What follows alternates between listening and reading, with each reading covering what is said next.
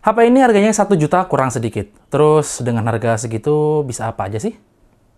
Kita cari tahu.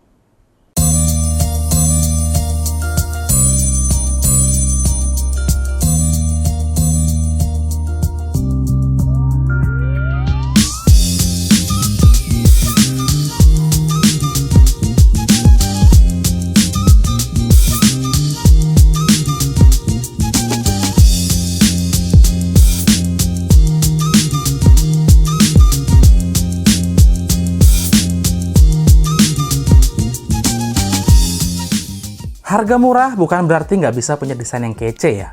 Ini buktinya. Desain si Y Smart ini bagus menurutku.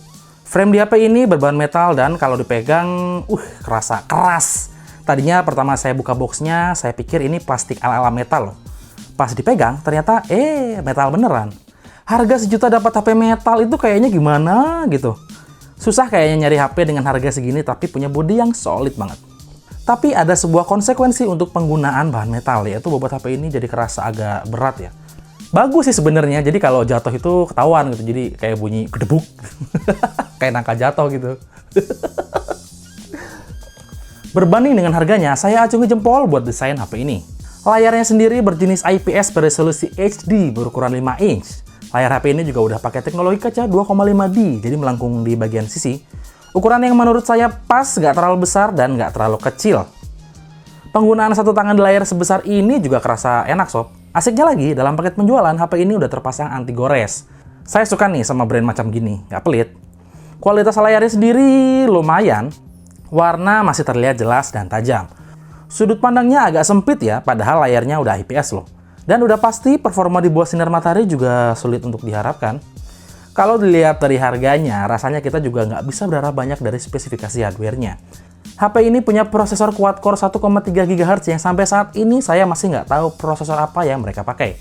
Dicek di beberapa aplikasi deteksi hardware aja masih kelihatan unknown. Buat sobat yang mungkin tahu, bisa bantu saya tulis di kolom komentar ya. RAM-nya sendiri sebesar 1 GB dengan internal storage sebesar 8 GB. Kerasa kecil sih emang, tapi untungnya HP ini punya slot micro SD yang bisa kita tambah sampai 32 GB. Aha! Performanya sih biasa aja ya, karena emang nggak dibuat untuk penggunaan berat kayak main game dan lain-lain. Tapi beberapa game kerasa lancar kok, seperti game-game ini.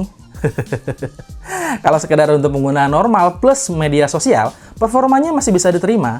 Untuk skor AnTuTu-nya sendiri, HP ini punya skor AnTuTu sebesar 180 ribuan. Nolnya kelebihan 1, sorry. Ya emang sih hardware-nya kelihatan biasa aja, tapi lain cerita kalau kita bahas soal dukungan frekuensi si HP ini. Percaya atau nggak, ini HP bisa semua operator 4G yang ada di Indonesia. Mulai dari Smartfren, Bolt, Telkomsel, Tri, Indosat XL, dan lain-lain. Berbeda dengan HP yang lain, Y Smart bisa baca semua kartu tanpa harus menambahkan konfigurasi. Tinggal colok, langsung pakai. Contohnya Smartfren yang kebetulan bundling perdana 16 GB kartu ini akan kita dapetin dalam paket penjualan. Ini juga yang jadi nilai jual HP ini yang kayaknya susah kita dapetin di HP-HP yang lain. Selain itu, HP ini juga udah ngedukung protokol VoLTE atau Voice over LTE, yang sementara ini kayaknya baru didukung oleh provider Smartfren. Teknologi VoLTE sendiri memungkinkan kamu melakukan panggilan suara atau video dengan kualitas HD yang jernih. Baterai si HP ini sendiri sebesar 2450 mAh yang bisa dibilang nggak gede-gede amat ya. Tapi walau begitu, nggak bisa dibilang boros juga. Karena dalam penggunaan normal ala saya, HP ini bisa dapat screen on time sampai 3 jam lebih. Android 6 Marshmallow sudah terpasang secara default di HP ini.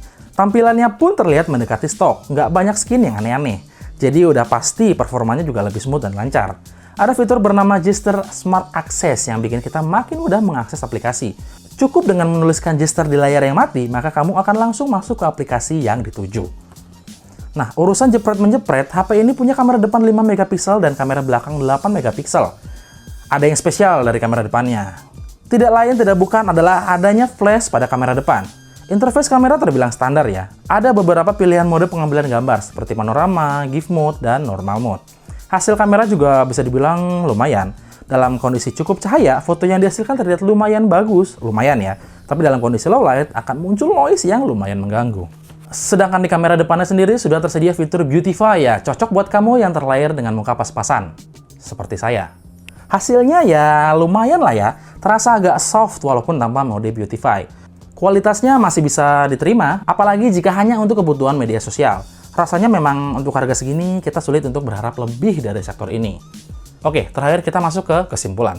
Rasanya, bandrol harga yang ditaruhkan oleh Evercross akan menjadi daya tarik tersendiri. Harga 1 jutaan itu memang terdengar menggiurkan, walau memang nggak nawarin spesifikasi yang wow, tapi dukungan terhadap hampir semua operator 4G di Indonesia tampaknya cukup menjanjikan, terutama buat kamu yang memang membutuhkan HP dengan fleksibilitas di sektor operator. Menurut saya, HP ini bukan buat kamu yang mengharapkan performa yang wah, tapi cocok buat kamu yang ingin beralih dan upgrade dari feature phone. Itu aja review singkat dari Evercross Y Smart. Dengan Irwan di sini, dan kita akan ketemu lagi di video berikutnya. Adios.